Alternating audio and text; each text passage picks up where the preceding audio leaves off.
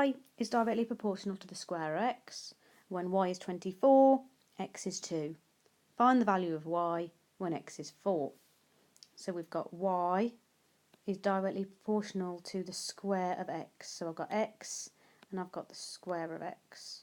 So I know that y is something x squared. So if x is 2, y is 24. Well, if x is 2, then obviously x squared is going to be 4. How do I get from 4 to 24? Well, I'm timesing by 6.